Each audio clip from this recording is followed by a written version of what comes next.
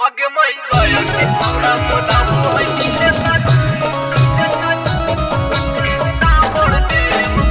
ओम Shri recording studio Imamganj. आगे मई गया के हमरा मोदा होई मिक्स बाय करण लाल यादव। अगे बोला हो मीठा बोलिया बोला बाहो मिले लटेम्पा बोला हो मीठा बोलिया बोला बाहो मिले लटेम्पा अगे मई गया के छौड़ा बोला बाहो मिले रावण डेम पा अगे मई गया के छौड़ा बोला बाहो मिले रावण डेम पा अगे करा हो बेर बेर फोनामा मैया जियो के सिम पा करा हो बेर बेर फोनामा मैया जियो के सिम पा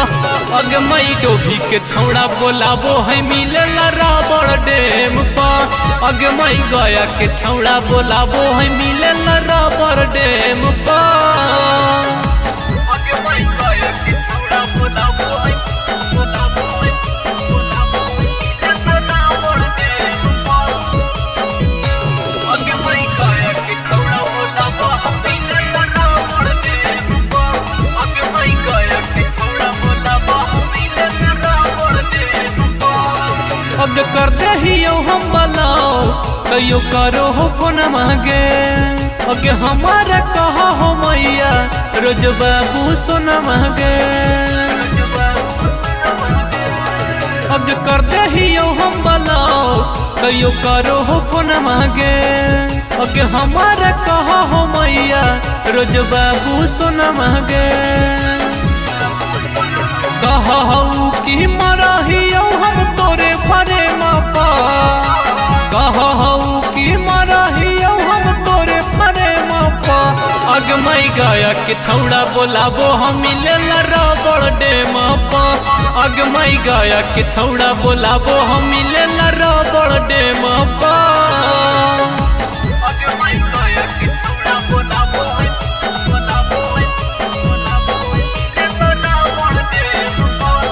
आगे मई गया के हमरा मोदा होई